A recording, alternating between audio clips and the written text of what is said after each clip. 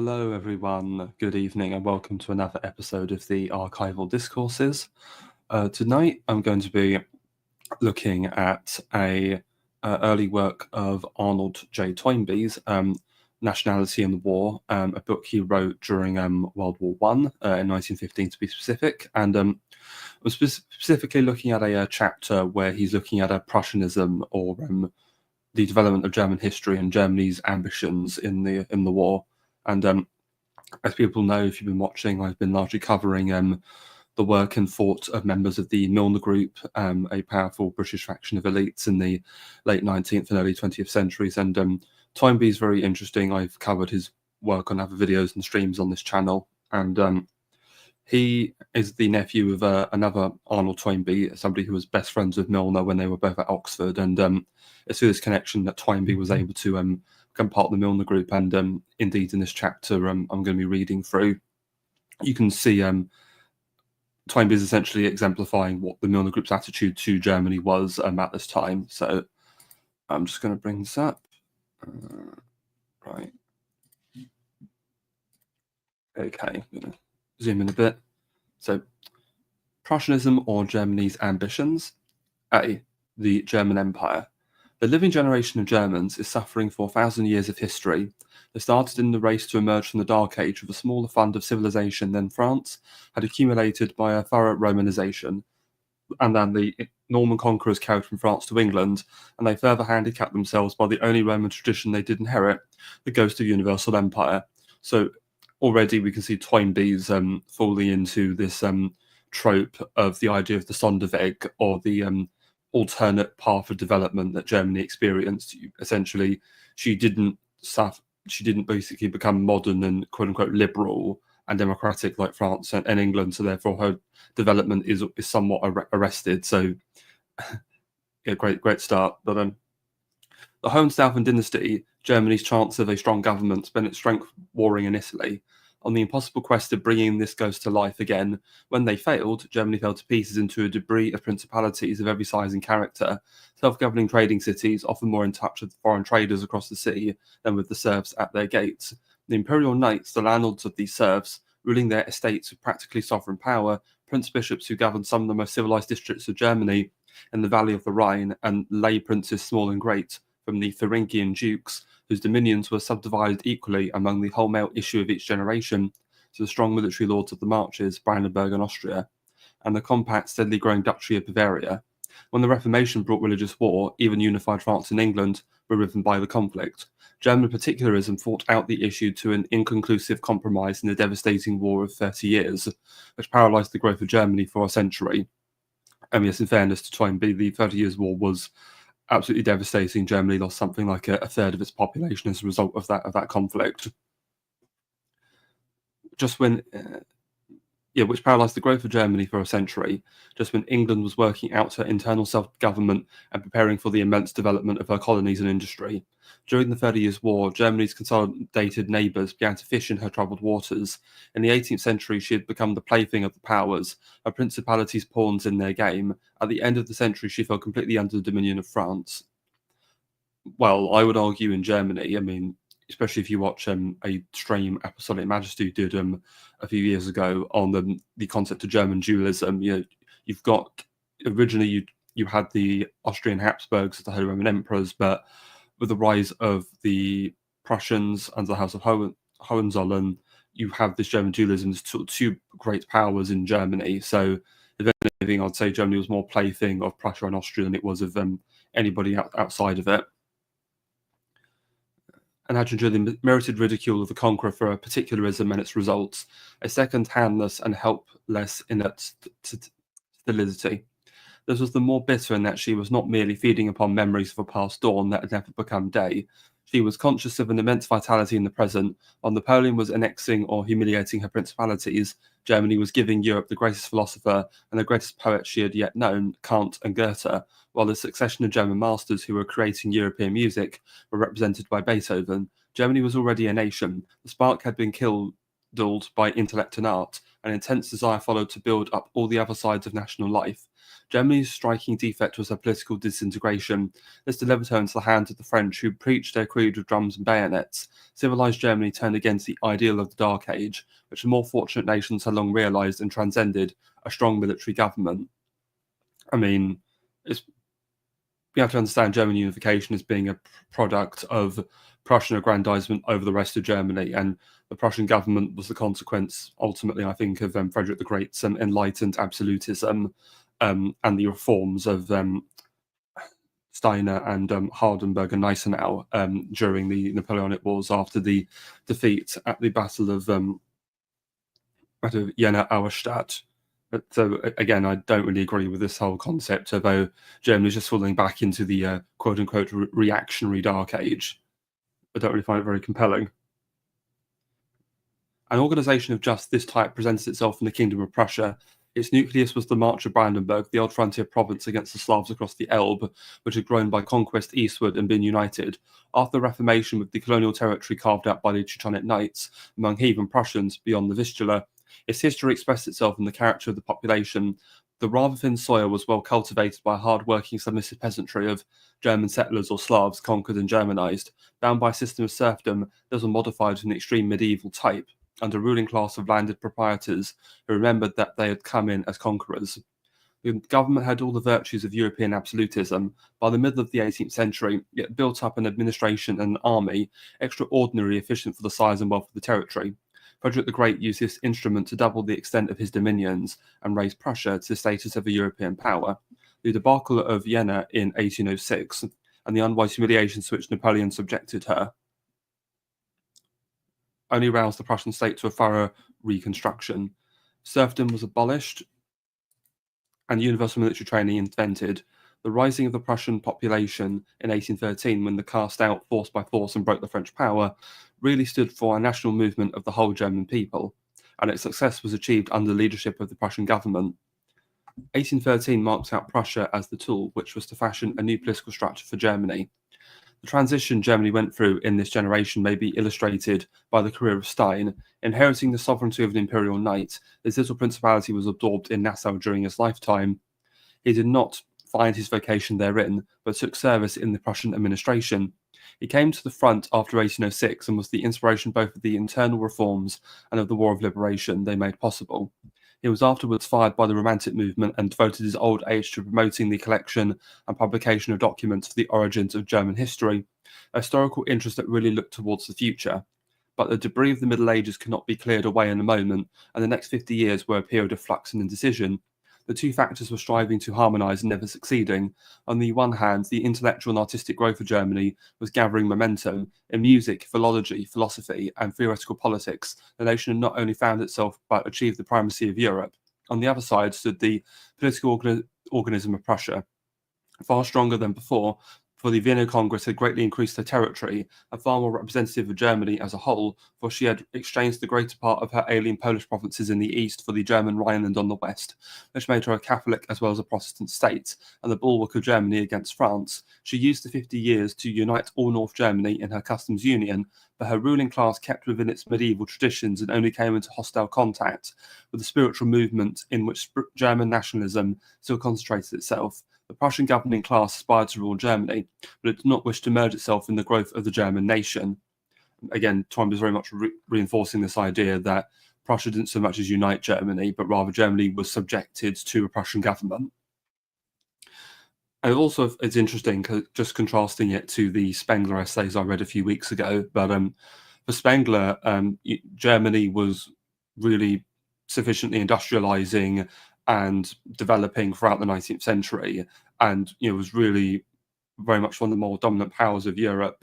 And this is, of course, he sees very much as being disturbed by the outcome of World War One, and he sees that as a tragedy. Where Toynbee seems to imply that the tragedy of Germany is more in her choice of government than anything else. And I mean, I'm probably more compelled by Spengler's argument. I think him being actually German and actually being a Prussian, from my understanding, because I think he was born there. I think he's got a better understanding of his own country than Toynbee. But no, there's still value, I think, in what Toynbee has to say, especially in understanding what the attitudes of the British academia and the Milner Group were. These two discordant elements were welded together by a genius, Bismarck. He persuaded the German people that the Prussian machine alone could give them what they wanted, and that to make the machine work effectively, they must conform themselves to its action. There must be no more liberalism. He persuaded the Prussian government that irresponsible absolutism could only survive by giving the people what it wants, and that if it took the plunge from which other obsolete institutions like the Pope and the Habsburgs had shrunk to their ruin, it had a great future before it. He worked with titanic tools. In the blast furnace of the three great wars of Denmark, Austria, and France, he poured the whole energy of the German nation into the Prussian crucible and successfully drew out a solid mass of metal, molten in just the form he had intended, the German Empire. To those who look at his work from outside after a generation has passed, it appears that the task was too gigantic even for his powers. The metal shows a flaw. The Prussian machine has not proved itself adaptable enough. It has not learnt to understand and work for the needs and tendencies of the German people. The nation, on the other hand, has lost its success some of the qualities it preserved in adversity, and taken the Prussian alloy into its soul. Bismarck's harmonization was sovereign for achieving the immediate result he had in view. If his material had not been men but stone, the statue of Germany he carved would have been a monument to him forever. But living material is always growing, and those who work in it must direct their eye less upon the present than upon the future. Bismarck brought Germany into line with France and England. Her national question was solved at last, and she was free to throw herself into industrialism. She threw herself into it with all the concentration of energy which Bismarck had first mastered the secret. Here was a new sphere where intellectual activity and disciplined organization might cooperate to give German nationality expression. The commerce and manufactures that Germany has built up during the last 43 years are among the most wonderful achievements in history. There is a vigour behind them that feels itself capable of inheriting the whole earth. Perhaps if the earth had lain untenanted to Germany to inherit, she would have found salvation in the achievement, and Prussian principles and German character might have hardened into steel of a temper that Bismarck, in idealistic moments, may have dreamed of. But unfortunately, the pleasant places of the earth were all occupied already. The tropical countries that supply Europe with raw materials our own climate cannot produce were in the hands of England, France, and Holland.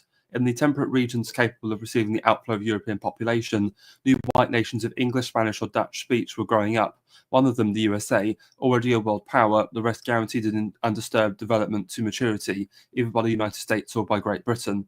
In the partition of the waste spaces of Africa during the last years of the 19th century, Germany took a share, but she got little by it. Her tropical acquisitions seemed not to pay their way from the commercial point of view, and the only colony with a temperate climate, Southwest Africa, was vacant simply because its soil was desert, while its one asset, the good harbour of Walfish Bay, had been earmarked by Great Britain. In 1870, the Germans thought they had at last buried their unhappy political past, yet here in the new chapter they had magnificently opened, they were suffering for history still. This has been more than they can bear, and explains, though it does not excuse, their foreign policy ever since. With the brilliant success of the Prussian military machine fresh in their minds, they turned to Prussianism once more to accomplish their desire. Instead of purging out the alloy when once the metal was cast, the new industrial Germany had become Prussianized through and through. In hoping to cancel by the use of military force the grave initial disadvantage with which they started their industrial career, they have made a miscalculation that's brought evil upon themselves in all Europe. The machine is entirely unadaptable to the new task set before it. Blood and iron could drive other nations off German soil. They could even, in Bismarck's handling, cause a great psychological revolution in the political feeling of the German people. They could not possibly be made fruitful for economic progress. Economic advance can only be made by economic effort. We are deeply conscious of this in England. Wars are constructive national activities, for us essentially a thing of the past. Between our warlike ancestors and ourselves there is a great gulf fixed, the Industrial Revolution, which has put us into a new environment. In the effort to adapt ourselves to that environment we are increasingly absorbed. We more and more recognise the vital importance of succeeding in this, and resent the unremitting burden of armaments, the distracting rumours of war, and now this destructive folly into which we have really been drawn at last. The retort is easy. England has all she wants. She got it by a war a century ago. Now she wants to be let alone to exploit it. That merely proves that we have been more fortunate than Germany. It does not prove that the same military method will produce the same result now the century has passed. I mean, I don't agree with Toynbee. I feel like he's just coping and just saying that, well, Prussian militarism's bad because, the modern day and we shouldn't be militaristic. Well, no, I mean, Britain has been far more militaristic and invaded far more countries and had a much greater empire than Germany ever had. And in fact, I'm reminded of joke from the last series of Blackadder. There's a moment where Lieutenant George and Blackadder are arguing, and they're arguing about how the war was started. And George says, "Well, the war was started because of the Hun and their malicious empire building." To which Blackadder dryly retorts, "George, the British Empire controls a quarter of the globe. The German Empire consists of a small sausage factory in Tanganyika." In spite of her bad start, she has developed such immense industries that her town population has increased at a greater rate than that of the USA during the same period. She has won markets for her manufactures not only in her own protectorates, but in the colonies of other nations, and even in the homeland of the industrialism, Great Britain itself. The surplus of her population, whose growth has ever outstripped her demand for labour, has found outlets entirely satisfactory from the individual's point of view in North and South America, where they already form a very prosperous section of the population and play an influential part in the self-government of their adopted countries. German enterprises completed on equal terms with French, English, and American in China and Turkey, and obtained contracts that offer good investments for all surplus German capital for some time to come. This has been Germany's true victory in the environment of modern civilization, and she has done it all without moving a single gun against her neighbours. She has not yet got abreast of England in wealth. That is not the fault of living England or Germany, but of dead history. But so far as she has thrown herself into the economic field, she has, by her own merit, gained upon us to the utmost extent possible. Her only avoidable handicap has been the great Prussian fleet and army which she has deliberately imposed upon herself. Their creation, upkeep, and increase have steadily taxed their economic growth, and their existence has tempted her, in their foolish trust in their efficacy for ulterior objects, to risk all her real economic gains by bringing them into action.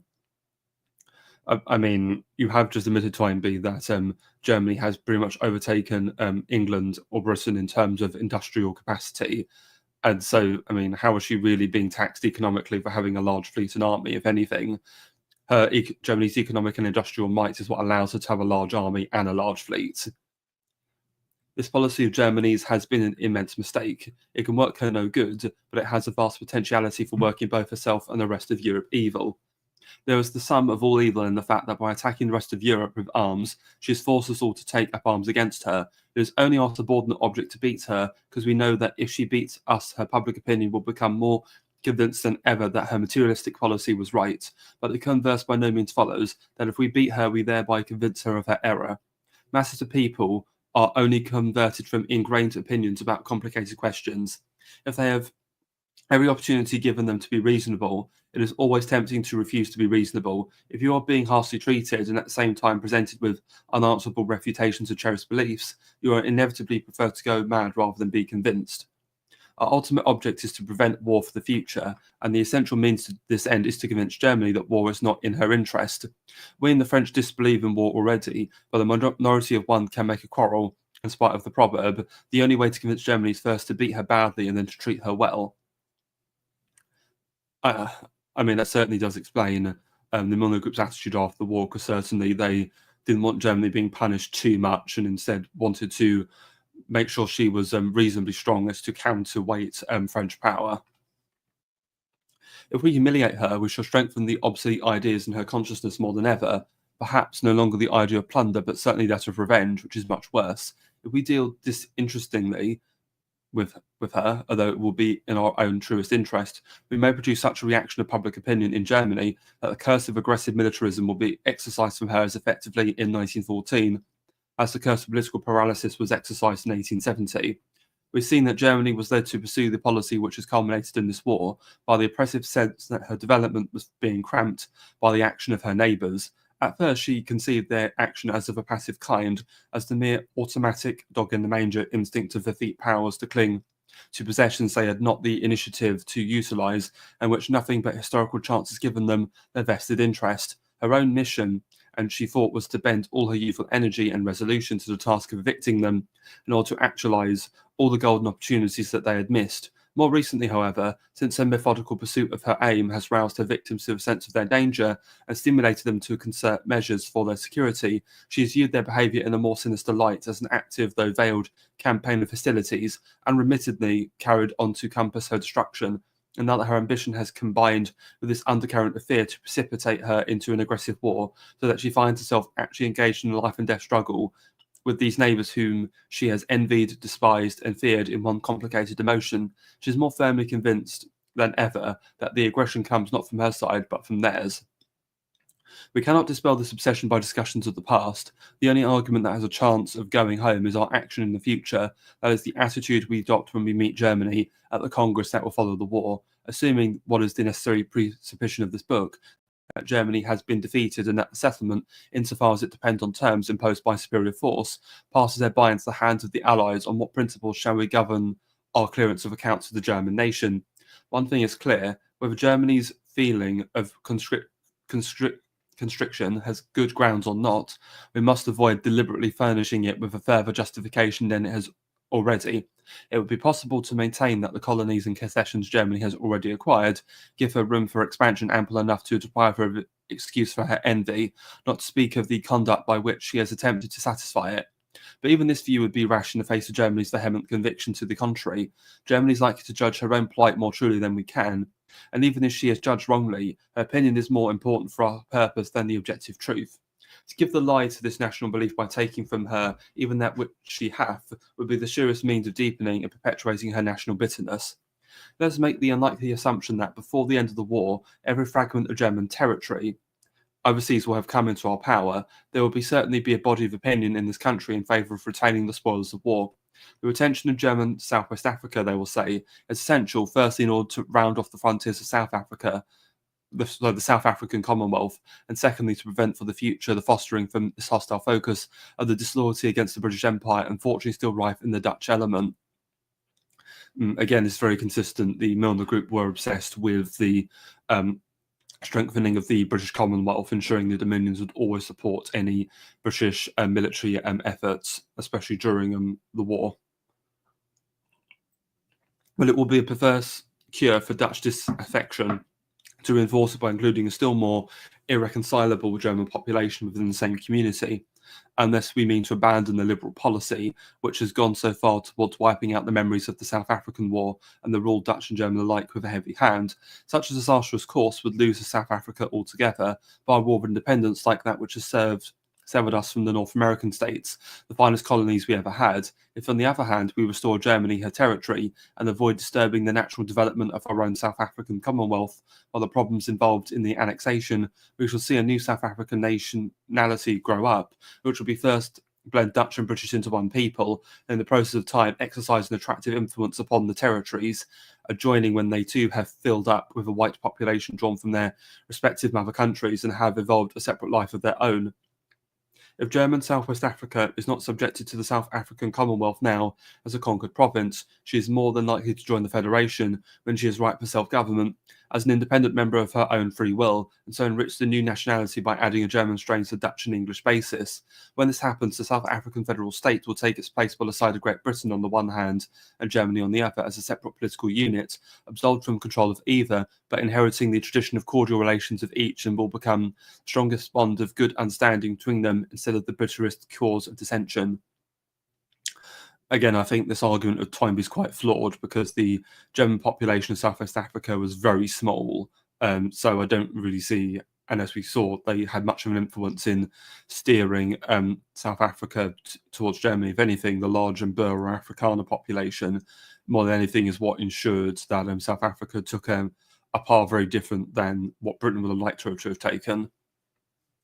The case of the other German possessions in Africa is simpler. They are not white men's countries and do not adjoin any great self-governing member of the British Empire, whose policy and interests must be considered as well as our own. They all lie within the tropical belt. Like most European protectorates in those latitudes, profit their owner, if at all, as fields for enterprise, sources for raw products, and markets for manufacturers. Towards these two, we may be tempted to stretch out a grasping hand. They do not even pay their way, people will declare, and she has not learnt the secret of governing natives. It would save Germany's pocket and her African subjects' hides if we took over the business instead of her. Perhaps Togoland and Cameroon might be passed over. Every country in Europe, after all, has some little claim staked out on the West African coast, and they are hardly worth picking up. But German East Africa is another question, and think how satisfactory it will be to obtain an all-red route for the Cape to Cairo Railway.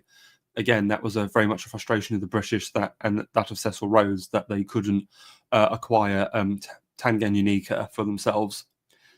here we see the cloven hoof, and it is sufficient to answer that the profit and loss of Germany's African possessions is emphatically her affair, not ours, that the skill to govern native races is only acquired by experience. We ourselves, for instance, blundered into our present more or less satisfactory crown colony system through an unhampered century of experiments in misgovernment. While the all-red route, even if it could be achieved without alienating Germany, and it would be out of all proportion to obtain it at the cost of the alternative, actually presupposes the continuance of that national antagonism which it is our objective to abolish, not the monopoly of the chief trunk railway of the African continent, but the cooperation of all interested parties in its construction and utilisation.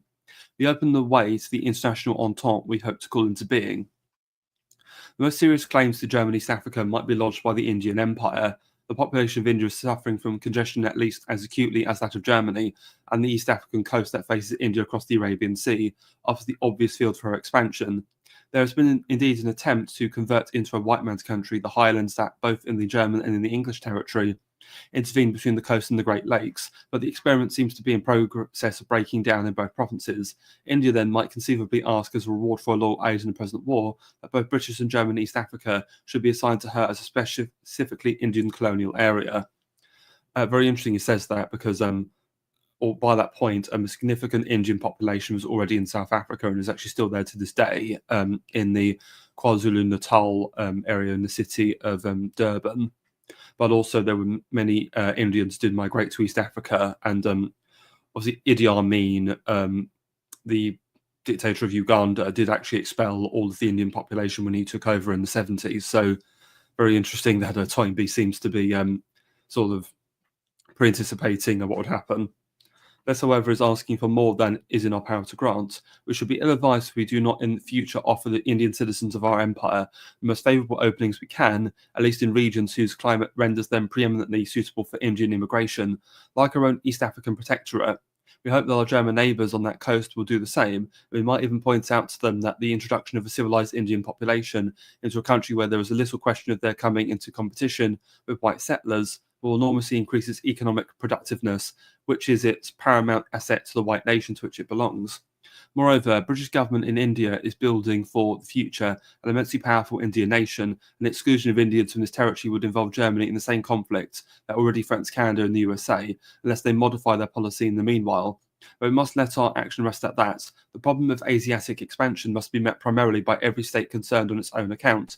It is probable that they will find the difficulty of its solution so great that they will organise in time some international authority to coordinate their policy on this question and voluntarily submit themselves to its direction, but the solution cannot possibly be furthered by pressure of one individual state upon another, exercised as a result of a victorious war.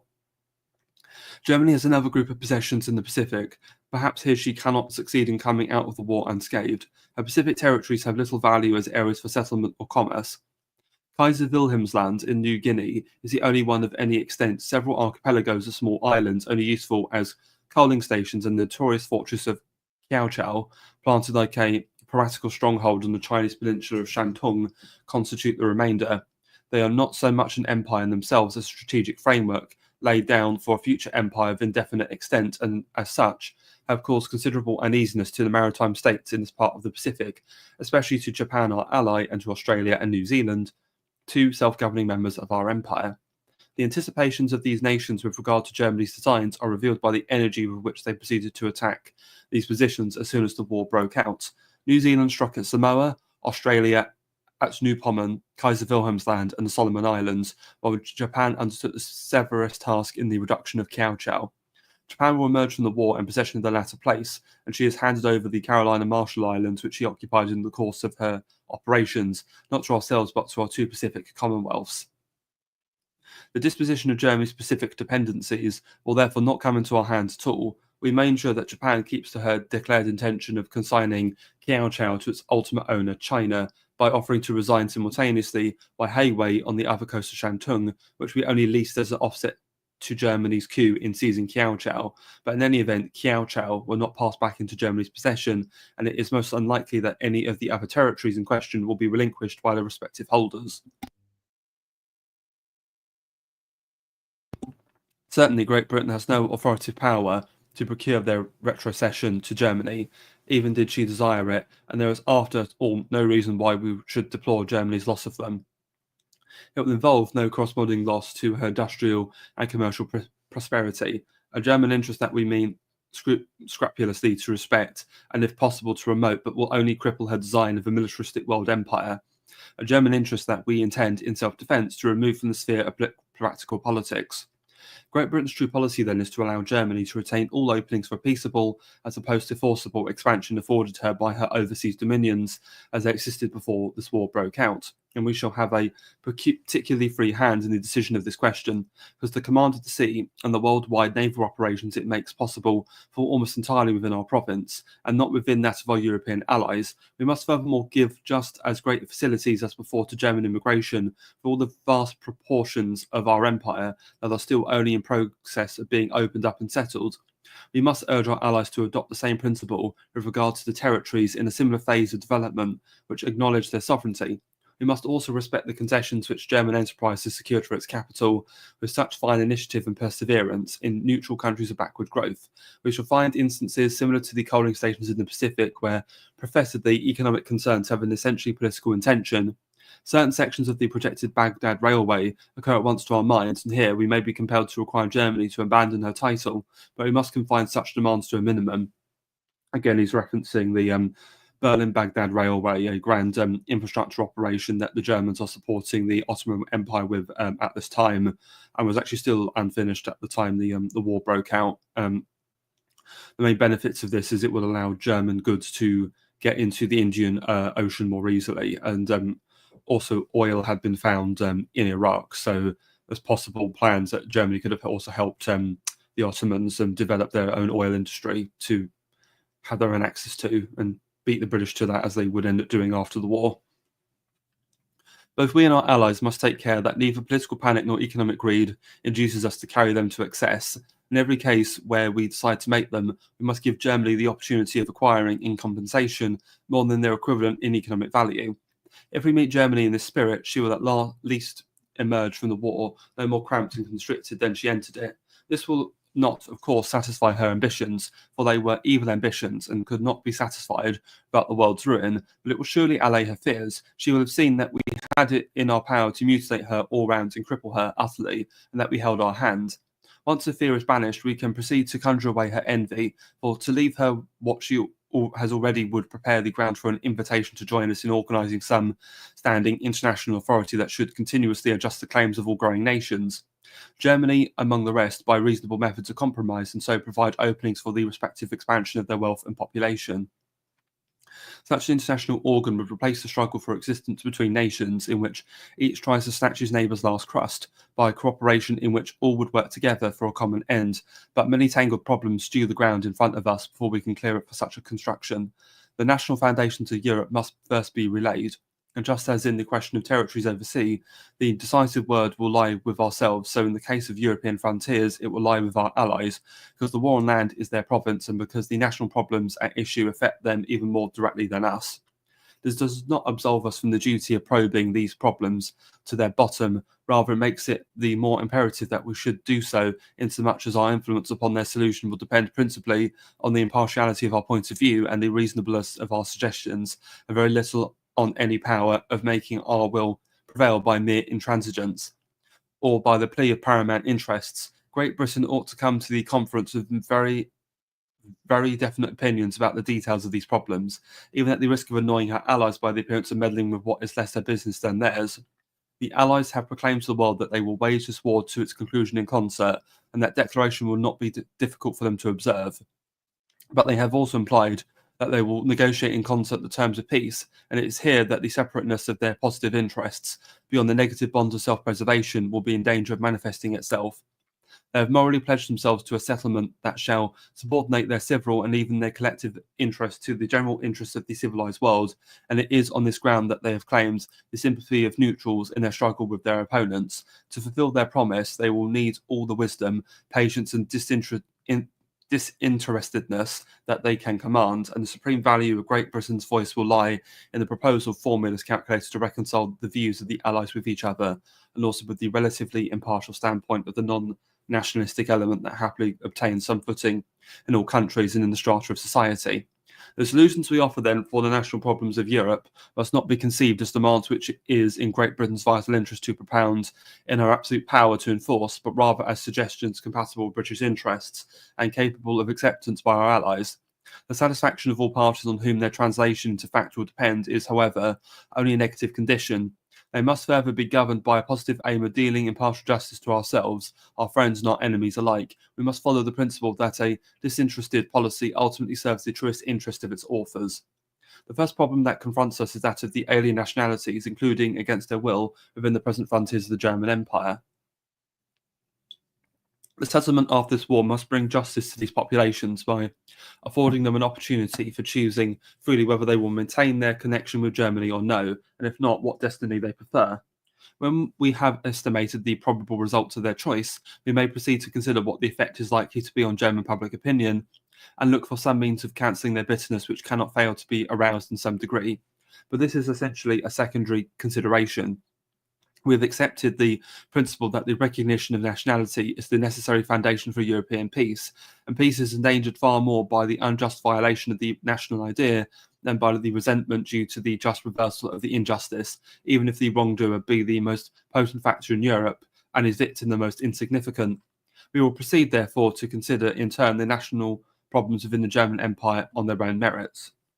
And so that's the initial sort of overview and preamble of this chapter. So we can see, I think, Toynbee's his overall assessment, I think, of German development, I think, is a bit muddled. Some very interesting insights in respect to Germany's colonial possessions and what should be done with them.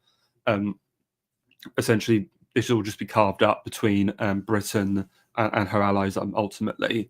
But he doesn't. But being consistent with the Milner Group, he doesn't want Germany to be punished too much to ensure that she can then act as a strong counterweight and then take a more what he would deem appropriate path of development.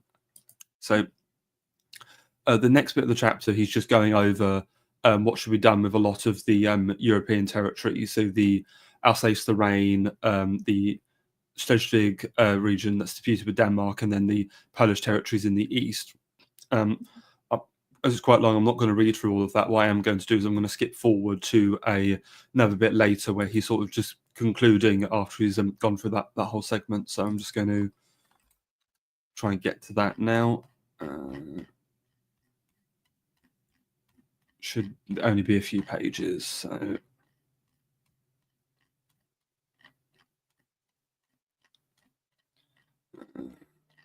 as you can see, it's quite a bit. Here we go.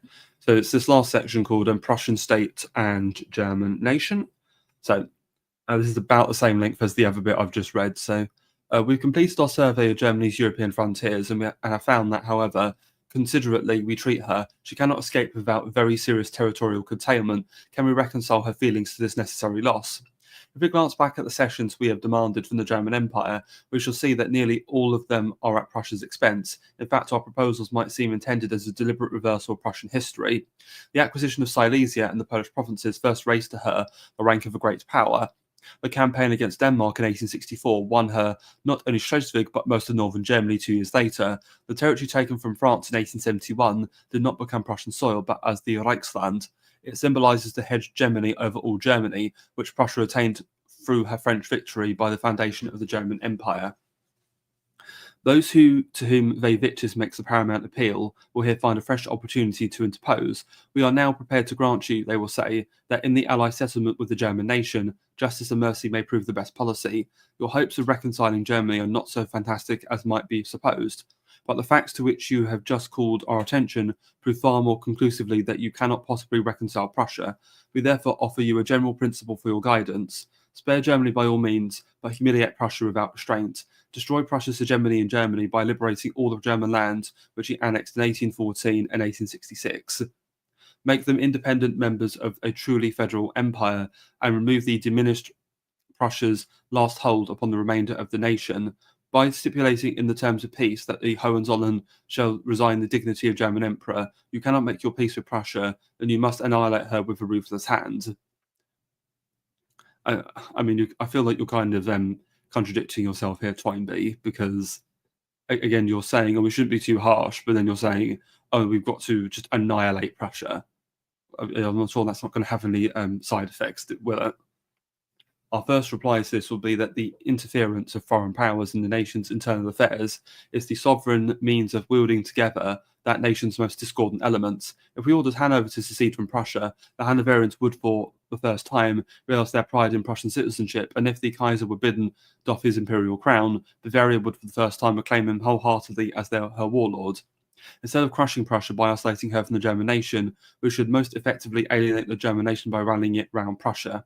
So much is certain, but we can clear up the argument more satisfactorily by thinking out what meaning the name Prussia conveys to our minds. Historically, the Prussian is the squire from beyond the Elbe, a character in which we divine the ferocity of the borderer, the fanaticism of the crusader, and the dogmatism of the Protestant, while behind the squire marches the peasant from his estate, who seems to have no life beyond obedience to his leader's commands, and to revert, whenever he finds himself leaderless, to the habits of his barbarous ancestors in the days before the squire appeared in the land. Looked at from one point of view, the growth of modern Prussia is simply the story how the sinister troop, hostility makes us distort their features beyond the truth, has imposed its domination progressively upon the whole German world, first stretching out its hands from Elbe to Rhine, to swallow up the north, and then compelling the south to follow in its train. We picture the Prussian drill sergeant forcing the too pliable Rhinelander into his iron mould. We feel that we have been watching the deliberate deprivation of a nation's character. You may know Prussia, we exclaim, by her fruits. Prussianism made the war, and the war is a disaster for Germany and for the whole of Europe. I mean, again, I think he's being too sweeping here. Yes, Prussia is the dominant power in Germany, but Germany consists of many regions. So you have Bavaria, you have Hanover. All these places have their own states within Germany, have their own culture, have their own history. And very much a lot of these states, such as Bavaria, have their own autonomy within the Kaiserreich. I mean, even all the kingdoms like Bavaria, Saxony, and Württemberg all even had their own army still at this point, separate from the Prussian army. So, it's not as totalitarian as Toynbee would make out.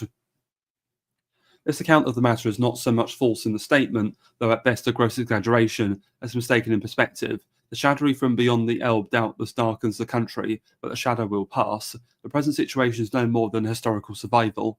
If we ignore origins for a moment and look at modern Prussia as it actually is, we shall see that it is only another name for North Germany.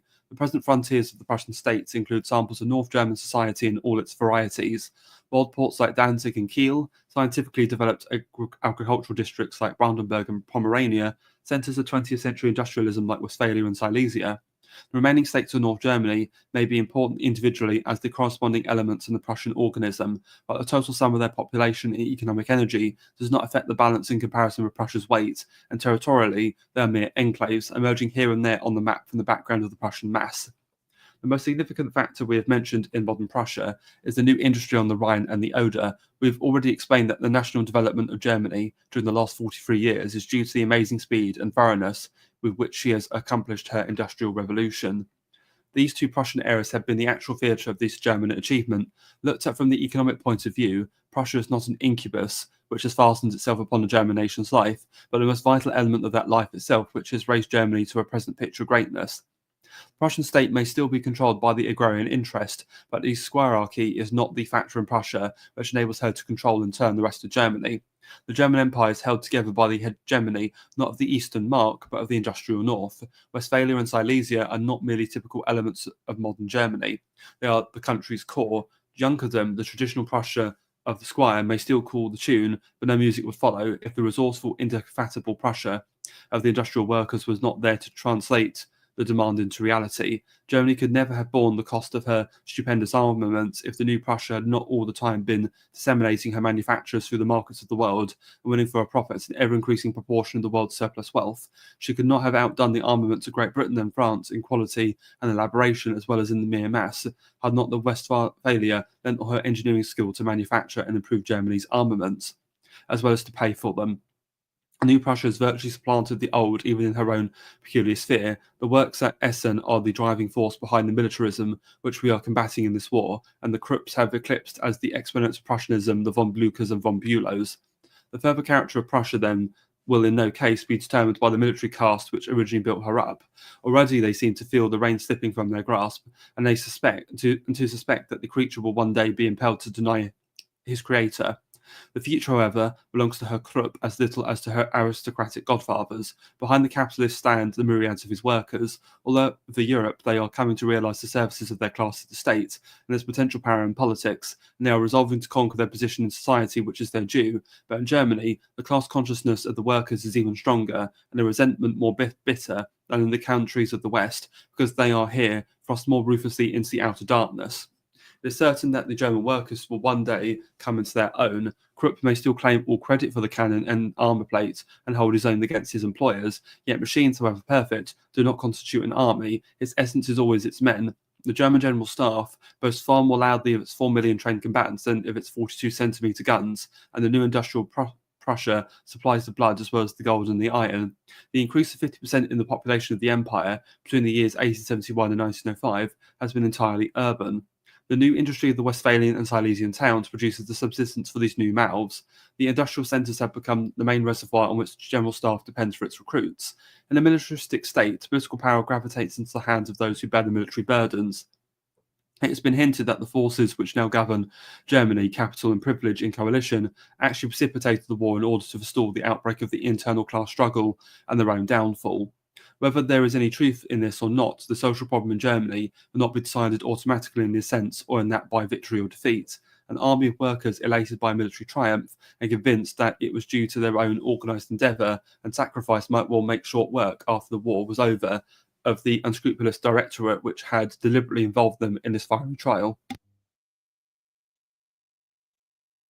We have seen, on the other hand, that defeat followed by undiscriminating humiliation might reconcile the principal victims to these schemers who were ultimately responsible for both misfortunes. In either case, the attitude of the industrial masses will be the important factor, and their state of mind in the event of the Allies' victory will depend much more upon how we deal with them in the settlement at the close of hostilities than upon the military results of the war itself. He'll believe that in external intervention will interrupt us again. I discern, he will exclaim, an infallible means of securing for ourselves the gratitude and sympathy of this industrial class, whom you have now proved to be the real Prussia of the future. I am no longer proposed to crush Prussia. I see that the Prussian hegemony in Germany is synonymous with the natural, unalterable economic supremacy of the North, but I do advocate intervention in the social evolution of Prussia herself. You say that the workers are bound to gain the upper hand. Let them gain it by our good offices. The political monopoly enjoyed in Prussia by the present ruling class rests on the reactionary structure of the existing constitution. The direct manhood suffrage by which the Imperial Reichstag is elected is in striking contrast to the machinery of the Prussian Landtag. The present system dates from the Reform Bill of 1910, but the reform was illusory. It was virtually a reissue of the Constitution of 1851, and that in turn was introduced as a reversal of the truly liberal charter extorted from the autocracy in 1848. In a Prussian constituency, the electors are stratified. Three property classes equal to one another in their respective total tax-paying capacity, but most unequal is the number of individuals they include. Each of these numerically disparate groups chooses its own representative, but it does not sit in the Landtag. His function is to vote at his own discretion for the actual deputy, in conjunction with his colleagues. Thus, the Prussian franchise is both narrow and indirect. The Prussian Landtag is not a modern parliament, it is a medieval Estates General. Yeah, but I mean, in my opinion, the British Parliament is also relatively indirect because it's a representative system. Yes, you elect the representative to Parliament, but you're not directly influencing politics. The representative hands it for you. So I just think that Toynbee's just splitting hairs over this, frankly. And it's interesting his comments on Germany's industrial strength, especially when talking about the workers. I don't know. I almost feel on some level like he's implying that we need some sort of like communist revolution or something. The European settlement, he will continue, offers an excellent opportunity for sweeping away this political anachronism. Let us stipulate in the terms of peace that the Prussian constitution shall be liberalised at least to the standard already prevailing in the south, in Baden, Württemberg and Bavaria. Thus we shall bring the true Prussian nation into blatant control of its own political destinies. The standpoint of the Social Democratic Party, debarred from practical expression that heretofore, will make itself felt at last and will inspire Prussian policy with a new spirit. Moreover, this change of heart, as you phrase, will prepare the way for a further salutary modification of Prussia's equilibrium. Formerly, I proposed to detach all the liberal parts of Prussia from an irreclaimable core. Now I suggest that we smother and soften the core by reinforcing the fruitful fibres that surround it. You pointed out that the non-Prussian communities in northern Germany are isolated survivals, destined to ultimate absorption in the Prussian environment. Perhaps you have not sufficiently emphasized the effect that assimilation will have upon Prussia herself, for their importance cannot be measured by their territorial extent. There are the three Hansa towns, for instance. Hamburg is the second largest city in the empire. Even Bremen is bigger than Danzig, and the group as a whole conducts all the trade of the Elbe and the Weser. The barren naval bases of Cuxhaven, Wilhelmshaven, and Helgoland are the only mark Prussia's advent has made upon the North Sea coast. You've related again how the German national consciousness was first fostered by German intellect and art, but if you call to mind the spiritual centres of northern Germany, you will find half fancied that they have purposely been boycotted by the Prussian frontier. Dresden, Leipzig, Jena, Weimar, Gotha, not one of them lies on Prussian soil. Berlin has striven for a century to array herself in their glories, but there is a tradition in their very names which she cannot plagiarise. Finally, I will meet you on your own ground and remind you that in the industrial world, Silesia and Westphalia have not entirely outdistanced the older manufacturers of Saxony. Chemnitz can still bear comparison with Bofen or Elberfeld. The incorporation then in Prussia of the other North German elements will immensely strengthen that industrial democracy whose triumph we wish to ensure, while they, on their part, will find no grievance in such change of status. If it coincides with a radical revision of the Prussian constitution, guaranteed by the hand and seal of Europe, there's far more wisdom in these suggestions than in the programme they supersede. The eradication of Prussia hardly needs a refutation, but the liberalisation of the Prussian constitution and the consolidation of all northern Germany within the Prussian state are clearly essential steps towards a better future. So ultimately, he's decided, right, rather than just directly destroying her, we're just going to gayify and subvert Prussia ultimately. And so always taking the more underhanded and indirect route. In this instance, the end is not at fault, but only the means. We shall have to insist once more in reply that even the mildest and most beneficial of internal transformations cannot be effected by external pressure, that a ready-made constitution has no more charm than a ready-made coat, and that even if industrial Germany accepted the political costume we offered her, there would be no more telling in what fashion our gift would be worn. She might even give it a militaristic turn and disconcert us by opening the drill sergeants from whom we had delivered her. Nevertheless, when these objections have duly been filed, we shall probably admit that we have sighted our desired goal, if only some road thitherward were apparent. The upshot of our discussion is this: we hope for a far-reaching change of equilibrium in northern Germany, but we realise that if we meddle with the scales ourselves, we shall end by inclining the balance more heavily than ever in the present direction. The auspicious revolution can only be produced by a spontaneous internal movement. Can we promote, or at any rate foresee, any issue which would rouse northern Germany to cast out Prussianism or its own initiative? We know the cause of Germany's devoted loyalty to the military caste in the present war. She sees in them the champions of her nationality, the leaders in her life and death struggle against the world in arms. One thing alone would utterly discredit the Prussian squirearchy in German eyes: if on some grave question of state the Junkers sacrificed the national interest to the interest of their own tradition. We've seen that the keystone of Bismarck's policy was the creed that Prussia's and Germany's interests were identical. He equated the unification of Germany with the extension of Prussia's hegemony, but his doctrine had one stumbling block to overcome. It involved the exclusion from the national empire of 1/6 part of the nation strength of the Germans of Austria. The settlement between Prussia and Austria after the 7 Weeks' War of 1866 was a violation of German national tradition. Since the great interregnum into which the Holy Roman Empire fell after the reign of Frederick II in the 13th century, German unity has been little more than a name, but the ghost of it that lingered on had attached itself during the last 4 centuries to the House of Habsburg and haunted the imperial city of Vienna.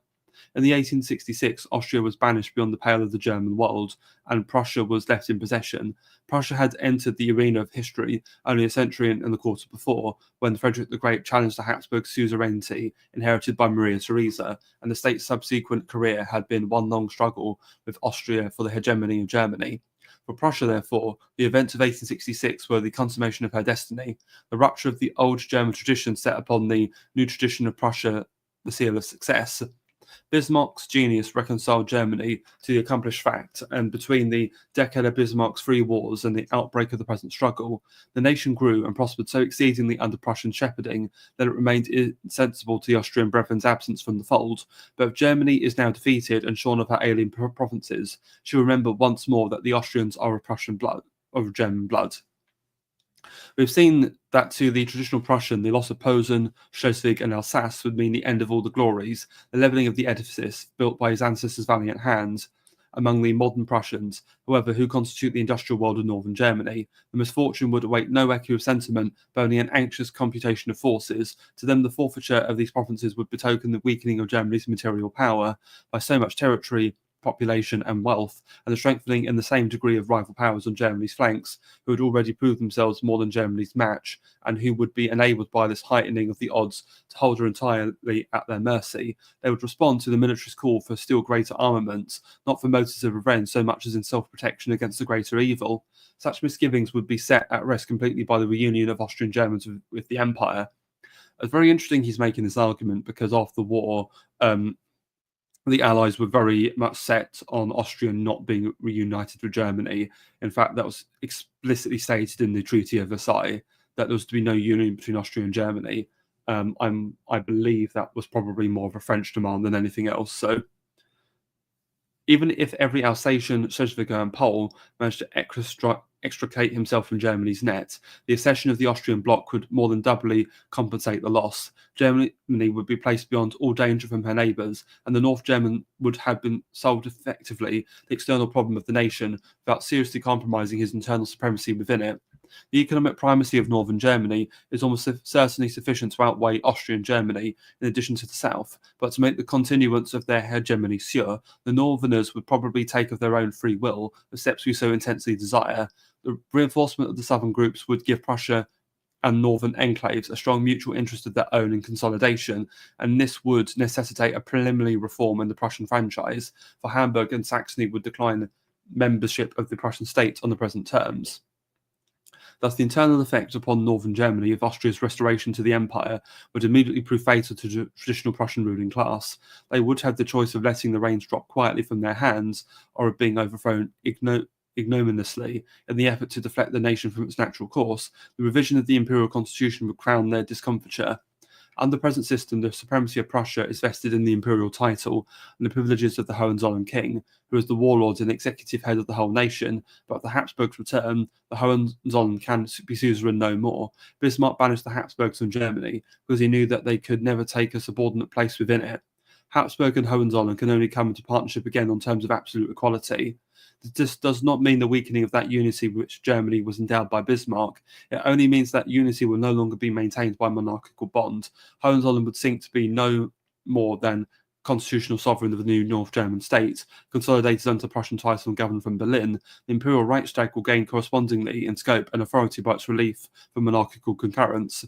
The national unity that overrides federal particularism will thus receive in Germany the same parliamentary expression that it possesses in the USA, and through the common democratic organ, the various groups within the nation will be represented in the national councils in strict proportion to their several importance. I mean, this idea is interesting of them incorporating Austria so as to create, again, a sense of German dualism within Germany. So having two sources of power and having this more federal, decentralized German structure. I mean, I can see how this would certainly weaken Prussia, but I don't really see how it necessarily strengthened Germany to act as enough of a counterweight to France. If anything, I think you're just compelling Germany to further weakness. On this principle, the North will preserve its leadership in Germany. Germany will be freed from fear of her neighbours, and Europe will be reassured as to Germany's policy in the future. The ejection of the Hohenzollern from the highest place in the empire will be equivalent in European eyes to a renunciation of Prussianism. These are great expectations, but as far as Europe and Germany are concerned, there is no apparent obstacle to their realisation. Germany, however, is no more in command of the situation than ourselves. Everything turns upon the reincorporation of Austrian Germany, and this lies in the hands of Austrians alone. No one can compel them to re-enter Germany against their will, nor prevent them from doing so if they wish. Will the Germans of Austria be moved to take the step or no? Certainly they will not take it to oblige Germany or Europe. Nations do not dispose of themselves upon altruistic motives. Austria will seek only to membership in the German Empire, as she finds her own interest in doing so, and obviously her interest will not point this way unless the result of the present war upsets the status quo even more momentously for her than for Germany.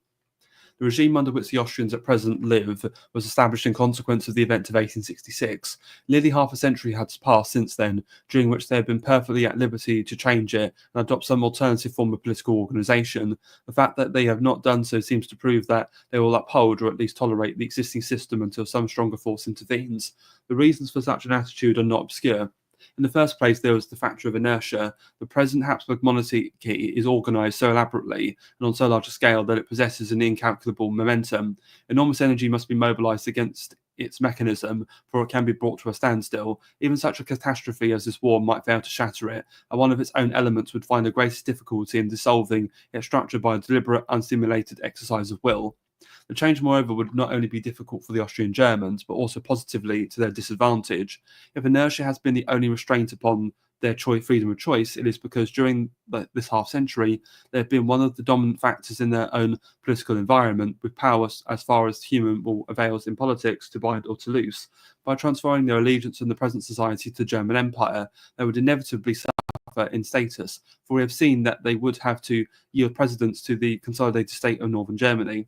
We may therefore draw the negative conclusion that the Germans of Austria certainly will not enter the German Empire unless the Habsburg Empire has previously broken up, and that such a breakup could only be caused by some external agency in their despite. This definition of what a breakup of the Habsburg Empire implies may forestall an objection that must long have been in the critic's mind. You talk very glibly, he will have been thinking, about reconciling Germany by giving her twofold compensation for her European losses, but perhaps her conquerors may find such a conciliation dear at that price. Do you really suppose that the Allies, if they finally beat Germany by exhausting war, will allow her to emerge even stronger than before from the subsequent settlement? It is, of course, obvious that they will not, and the objection is so far cogent. It is not relevant, however, to the case in question. During the last generation, the states of Europe have tended to play less and less individual parts in the game of diplomacy and war. The coalition, not the single country, has become the unit of power. I mean, for my opinion, the alliances and coalitions have been prominent for much longer than he's given credit for. I mean, I'd argue they even go back to at least the time of the 15th century, if not earlier. The War of the League of Cambrai against Venice comes to mind in the early 16th century.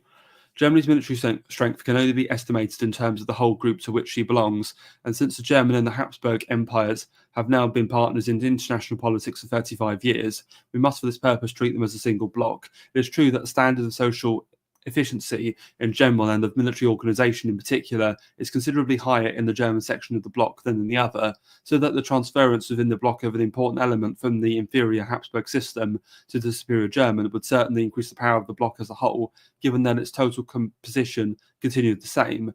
If the breakup of the Habsburg Empire were merely nominal, and the group which had formerly consisted of Germany and Austria come Hungary were reconstituted as Germany come Austria and Hungary, then our critics' comment would be quite in point. The coalition would indeed emerge stronger than before, with a margin of increase that would cover the loss of a few border provinces, and the Allies could not suffer events to take such a course. This possibility is disposed of, however, by our conclusion that Austria will never merge herself in Germany unless the other elements of the Habsburg Empire do break away from her in some real sense. Yes, he's somewhat correct there, because when you did have the collapse of Austria-Hungary and you had the abolition of the monarchy, you had the Republic of German Austria under the Social Democrats leader Karl Renner. Karl Renner actually then did want to join Germany as a federal state, but obviously, as I mentioned before, that was actually blocked by the Versailles Treaty. Toynbee, I would say, is correct. This idea that Austria would only really join Germany if she was just left with the core territory and lost all the other provinces. And fly off at a tangent both from the Habsburg state and from the German coalition. If this were to happen, it would, of course, immeasurably lessen the total offensive power of Germany and her group, and we could regard a considerable addition to the individual strength of Germany herself with perfect equanimity. We are accordingly faced with the question, will the war produce a radical breakup of the Habsburg monarchy? If it does, on what lines will the dissolution take place? We shall then find a further question awaiting us. This solution, supposing we come to believe it probable, will certainly cancel the factors which at present render union with Germany undesirable to Austria, but it need not inspire her with a positive desire for it. If the Habsburg complexus is loosened, Austria will find herself released from old ties. She may prefer to contract no new ones, and embark instead upon a phase of independent existence. This is a contingency we shall have to consider, for we can proclaim our Austrian solution of the German problem as a certainty, but we must not be over hasty. We will try to deal with only one question at a time. And that is the end of the chapter. So thank you so much for watching. Again, I think very interesting insights and thoughts about how to deal with the quote-unquote German problem. Though I do think Toynbee's thinking is a bit muddled. He does get some of his predictions are correct ultimately, so that there is value in that. Next week, there won't be an episode of Archival Discourses, but we will have the return of Apostolic Majesty. We'll be discussing the Great Game, the Anglo-Russian rivalry in Central Asia during the 19th century. So stay tuned for that. Also, again, I have released channel membership, so if you want to support my work, please consider becoming a member, and you will get access to paywall content. Also, a bit of a surprise announcement, but I've written an article which is going to be published by the one and only Old Glory Club. That's going to be should be being published tomorrow, is what the editors told me. So yeah, please feel free to give that a read when that is released. I'll keep the specific topic I see a surprise for now, but as it is for the Old Glory Club, it is going to be something American related. So yeah, please give that a read and share and like it. So thank you so much for watching, and have a good night.